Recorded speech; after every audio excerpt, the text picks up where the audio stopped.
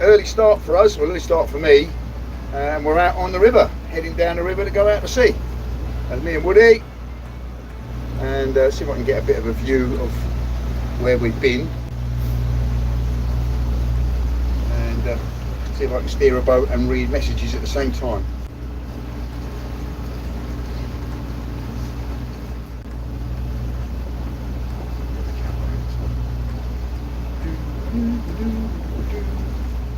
Yeah, so we're heading off down the river.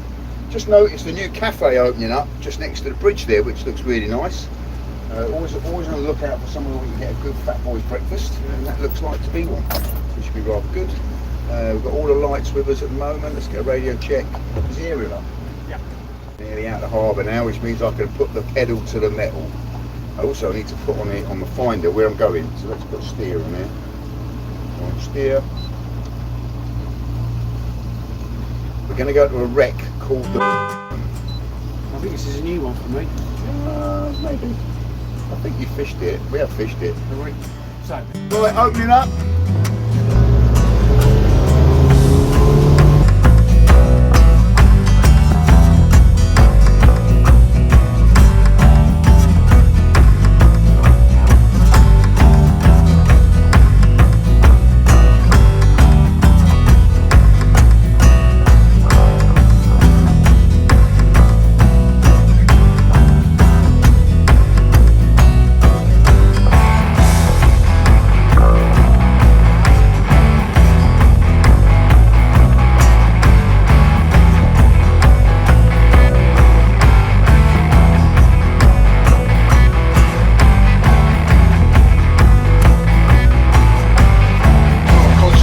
Steering very well. Also, because we're going quite slowly, it's hard to keep a straight course when you go slow, because the tiniest of little variation on the steering takes you off the course quite a lot. It's not so stable when it's going slowly. We've got 19 minutes to go. I do know there's another boat from the yard coming out to this wreck, and I haven't seen him behind us at all. I do hope they've not had a problem. There's a problem with a winch.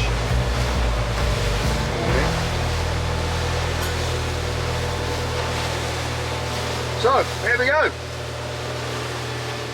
We are currently about, how far did I say we're going to go? About 8 miles offshore. Well, actually directly as a crow flies, so probably 5 miles offshore. You might be able to see the Seven Sisters, White Cliffs behind me.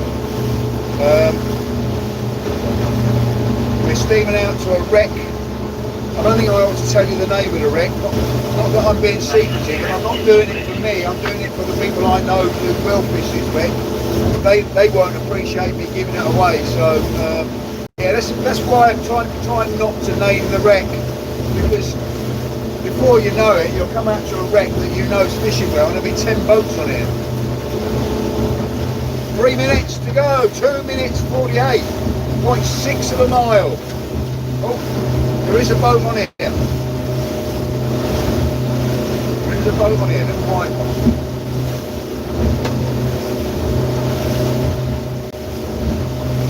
But we're not alone out here.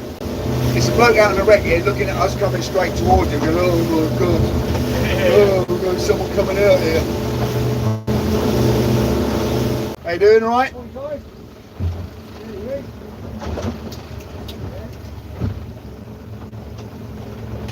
I'll just steam away from him, because what we'll do is we'll cut the engine, and then we'll drift while we're tackling up, and it just gives me an idea which way the drift's going. I'm going to be fishing a slightly different technique to Woody. I'm going to be casting a lure. He's going to be fishing gilling, if you like. Soft plastics. How you doing? Catching anything? Really? We've come out here on Friday. I had loads of cod off here.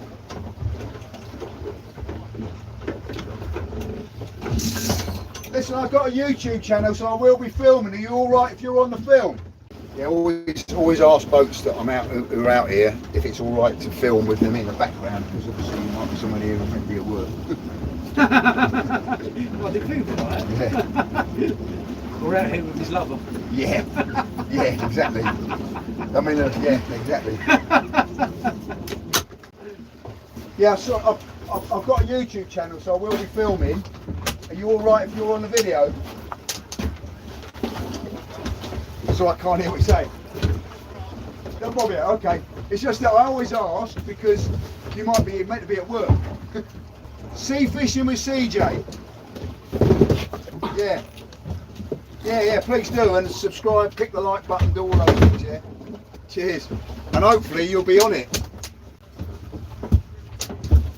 So we've arrived out on the wreck, and there was boathouse, Stuart's inquiry. All right, they've got a few pollock already. What's your names, guys? Paul? Charlie. All right, Paul and Charlie, and they're out here on their boat. Where's your boat out of? Okay, cool. Nice one. Yeah, nice one. Yeah, as I say, there was cod all over this the other day. What I'm going to be using is a fish lure. They are French made. They have an amazing action. Amazing action. This is my weapon of choice. Rhubarb and custard. Rhubarb and custard. Great little lure. And that's what was catching the cod the other day. I'm using a technique that it's the first year of me trying it. For fishing on the wrecks off here. And that is just the lure. No weights or anything like that. It's a 40-gram lure. And you cast up tide and then it sinks back over the wreck and then you retrieve it. Now these fish lures, unfortunately, are bloody expensive. There's 3 in there, 20 quid. So you don't want to lose too many.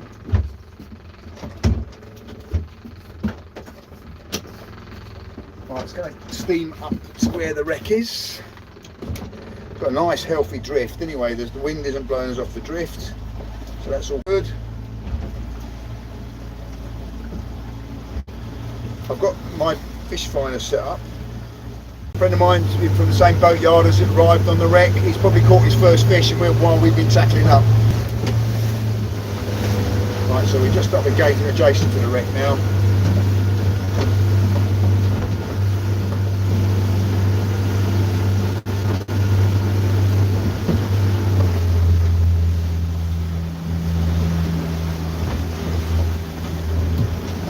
Turn around and face the wreck. I know where it is.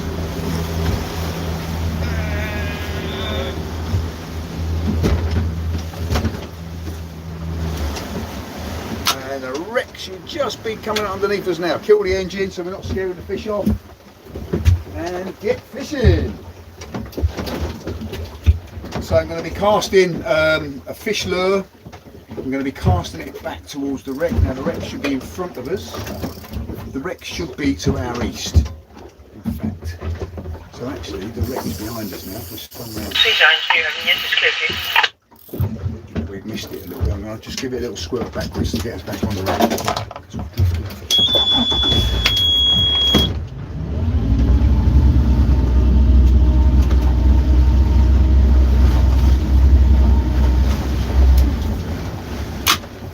Right, that's got us over the wreckage.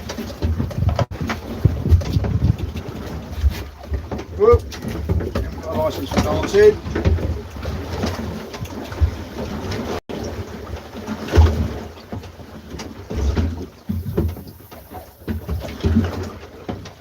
And then what we've got to do is we've got to let this go down. It's only a 40-gram weight, so it takes a little while to get down.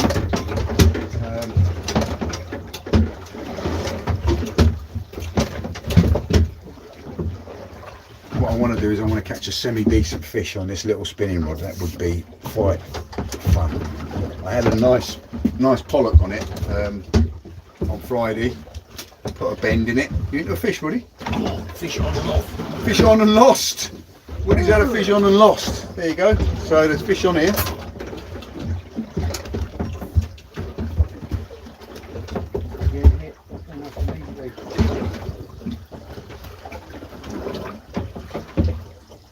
I am am going to do also while we're here is put some mackerel feathers on and see if we can't get some mackerel.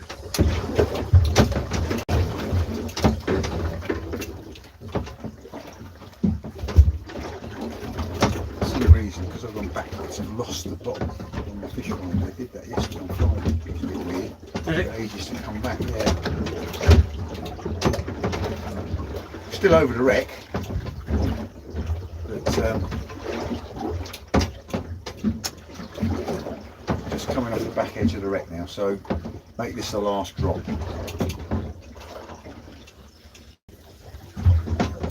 Right, we're going to go round again.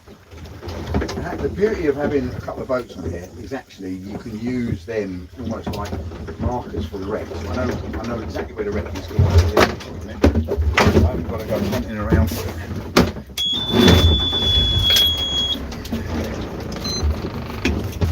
When I'm casting at the wreck, it means that I know where I'm casting at as well, which is quite handy. When you're in sort of so many different dimensions. You've got the drift, you've got the direction your boat's facing, you've got the wind, and you're trying to work out where in relation to your boat the wreck is from you and which way you're facing. It scrambles my brain. But I've got a boat, I know where the boat on the wreck, I know where it is because they're on it.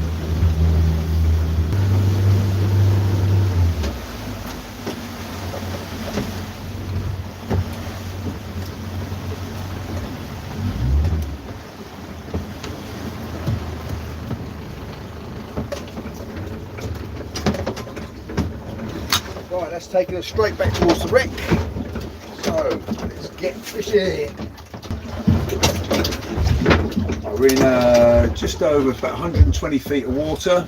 The wreck is just starting to show up on the fish finder now. I've cast towards the wreck, so my lure is sinking down, but as we drift towards it, the line in the distance of the cast is taking up, so it's not taking line off the reel yet, but it's down on the bottom. So this is a new technique, I'm just learning it, and I was struggling to do this at the drift yesterday. What I did do on Friday, was at the anchor, suddenly started getting cod on it, so I'm trying to achieve this. I'd like to catch a nice cod from doing this.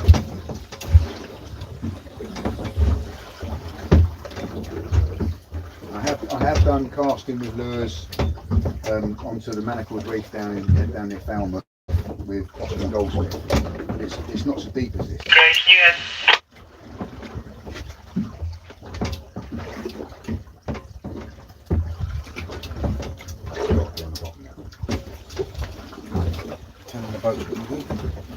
Right, we're still over the wreck. That's a nice trick. Fish on and off. On and off.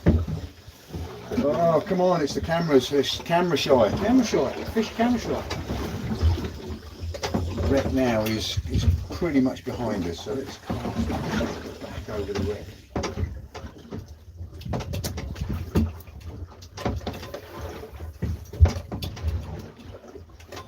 Sink down.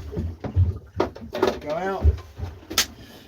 And then this will be the last draft, and I am going to eat something because I ain't Marvin.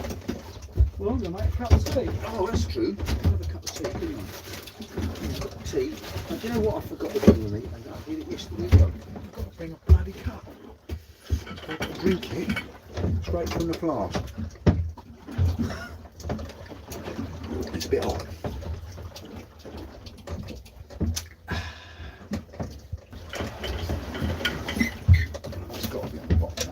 So much light, it's gone back to my backing.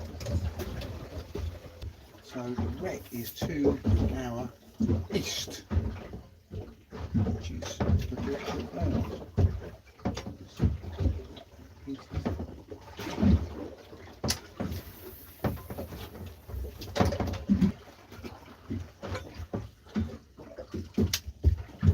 On the bottom.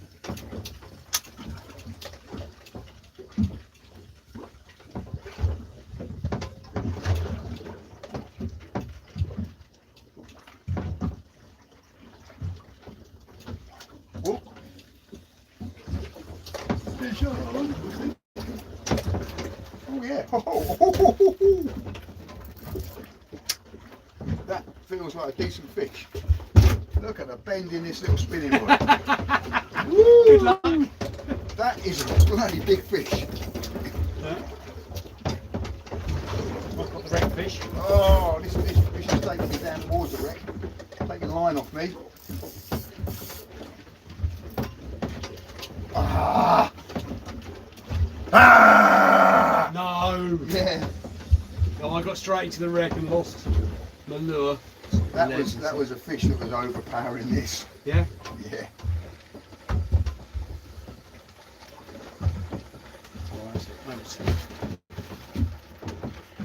Yeah. Yeah, that rod was, well, it was max, wasn't it? Yeah. Maxed out.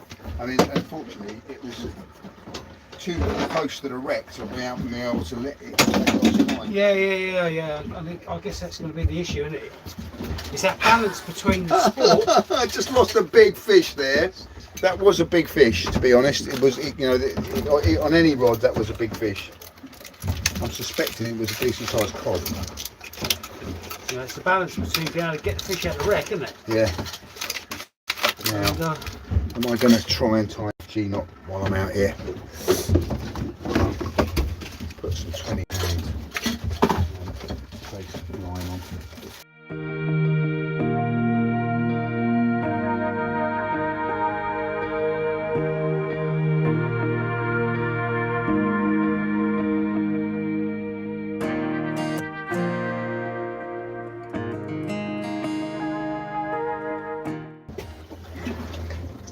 FG knot.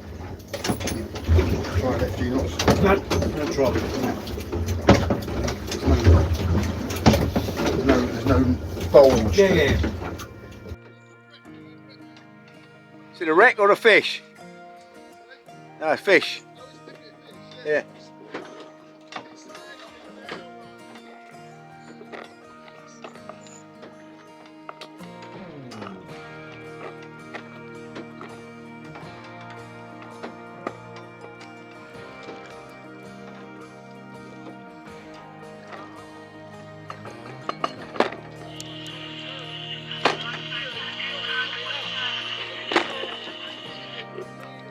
It's exactly what happened to me. You snapped it. So you should never have said I've not lost any lures yet.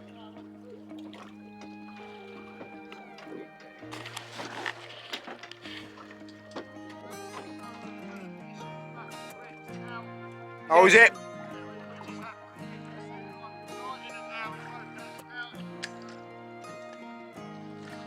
Getting a bit busy out here now, isn't it? We're going to move off and all.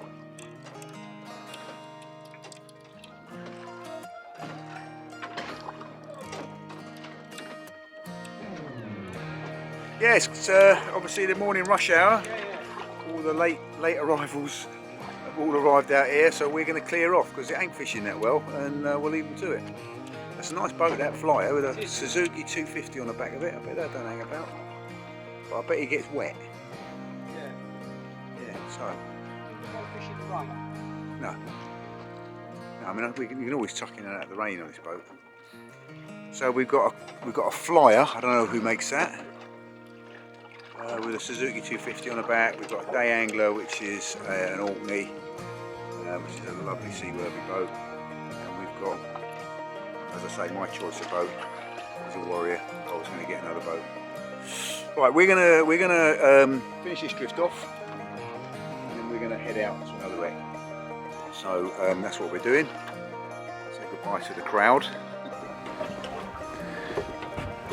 Okay, so we've done our bit of drifting, and now we've come out onto a wreck, and we have dropped the anchor, and we are sitting just upside of the wreck, so that we can put some baits down, which we've managed to scrounge on various people. Very much appreciation to Nigel Parr and his crewmen for giving us one pack of bait, and then Stuart's Inquiry also gave us a couple of packs of bait. So we've got some mackerel now. We have also got some pouting and various other bits that we can cut up and flap up as well, maybe. See how it goes. So Stuart's Inquiry, I forget the names of the guys. They're just repositioning because I think they were a little bit far up tide. They're going to be careful, they're going to be too far down tide if they keep on going back. But they're dropping their anchor. And if we look at the sounder, the little black arrow here, that's us, this is the wreck. And so the tide's running this way, so we're fishing back into this end of the wreck, which is perfect positioning for a conger eel. Because what you need to do is you need to get your bait down to the bottom of the wreck, because that's where the conger eels live. Also got rods out with some hard crab on, with a hope of catching a wrasse or a smooth hand. Oh, we've got a bit of interest on the crab. That's interesting. A little knock and a rattle on the crab. I'll wind that in. The thing about crab is once they've noshed it, it's gone. Particularly wrasse. They've got a big set of teeth on them, and they'll just, yeah, there's definitely something going on there. So let's just wind that in. Let's put the camera down here. The trouble with having an early start is I'm not used to being out this early. And look at that. That is that crab. It was a whole crab with legs, etc., and it has been completely noshed out. So there's something down there that likes crab. It could be pouting, or it could be wrasse.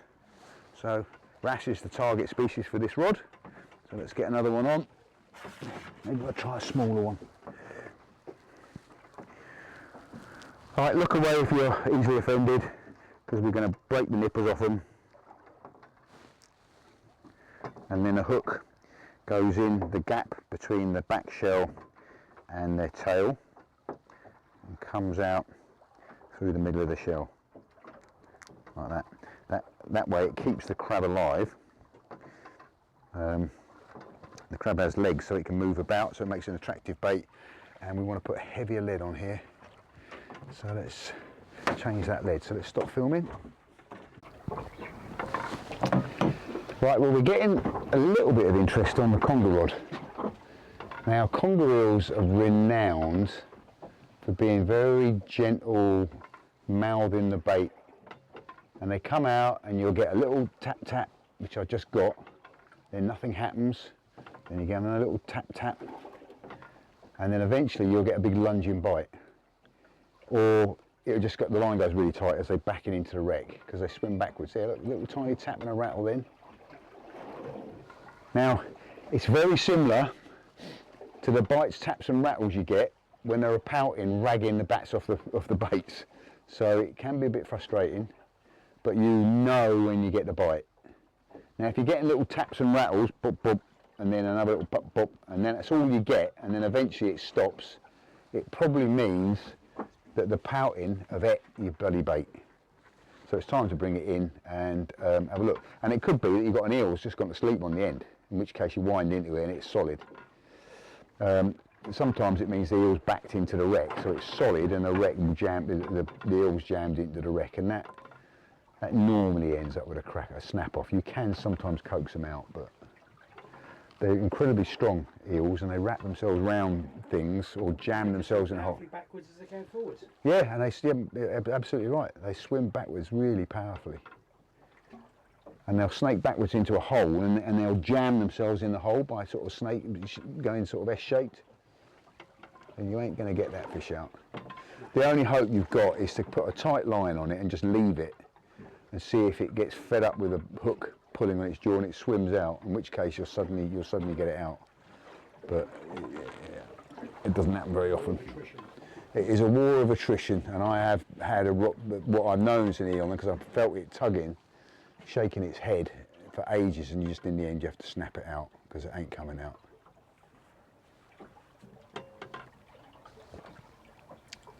Yeah, see, we're not getting any taps and rattles on there now. I was getting a tap and a rattle on the crab bait just now, and I think it probably means the bait's gone, so we'll wind it in and have a look. But, sun's out, the sky's going blue, beautiful. Sea's calming down, wind's dropping away. All the things that were forecast. Let's hope for a nice afternoon now on the ebb, fishing the end of this wreck to see if we can't catch some decent fish. Again, the scent of the bait, it takes a little while to get in there and coax the big ones out. Sometimes you'll catch small ones first.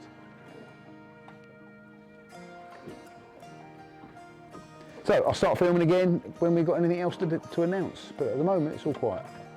All quiet on the fishy front. Oh, no, I won't stop filming. There's definitely quite a nice tug then. And again, because what we have got here as well is not only are the congers here, but I've had taupe off here, and taupe will give you a nice rattling bite like that as well. So let's just sit and see what happens, see if this develops into something better. I mean, that little tug then did not look like pouting.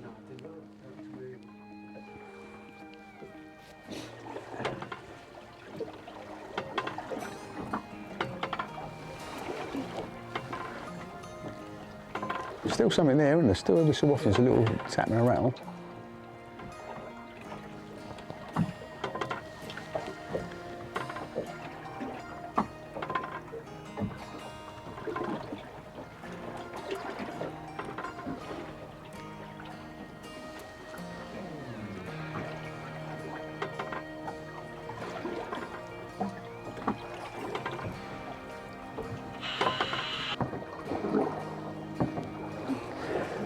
Well, we're getting some healthy big knocks on the big conger rod, but they don't look like deliberate knocks that a conger might make. So I'm suspecting it might just be pouting, ragging the bait. And of course, now I put the camera on, it stopped. Oh no, there it goes, still banging away, knocking away. Could be a conger bite, could be a small scrap, something like spinning. We'll see in a minute when it suddenly goes over, bends over. Yeah, it's knocking and rattling well.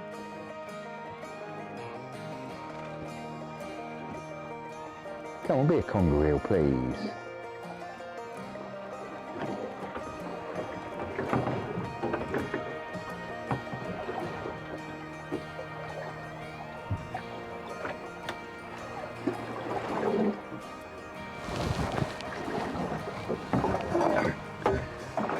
Mr. Conger reel, I'm making myself a cup of tea. Oh, see, another good.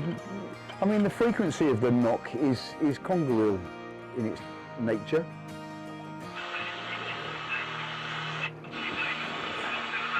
Despite all the knocks and rattles, it didn't materialise into anything. And so, after a time sitting at anchor on the wreck, not watching the knocks and rattles on the rod, we decided to call it a day and head in. So we steamed back in, and just as we were arriving at the berth, Nigel's boat was coming in as well, so we stopped and filmed him landing his boat. Alright, yeah, cheers, Dave. So every day is slightly different. Today the tide's quite a long way out. We jet washed the bottom of that slip off a few weeks ago, and we're going to video Nigel doing a really good job of his landing his boat without falling over or anything. Don't fall over, Nigel, on film. No pressure.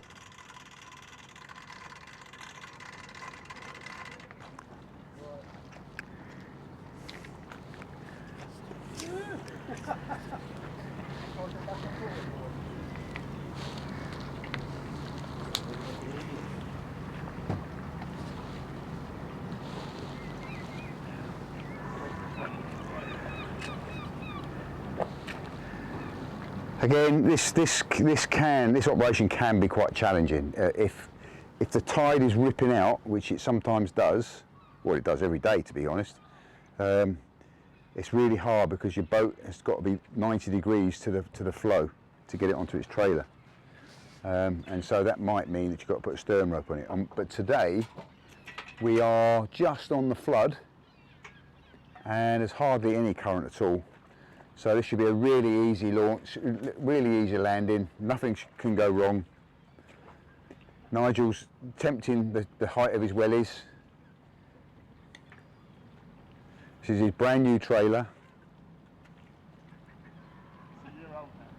All right, well, brand new by comparison to mine.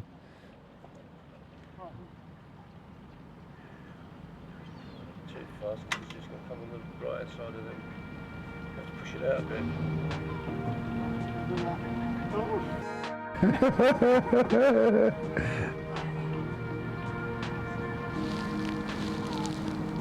Okay.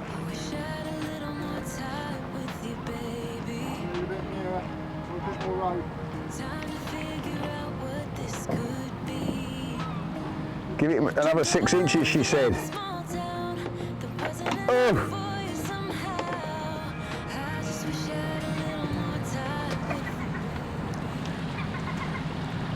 Starting to swing.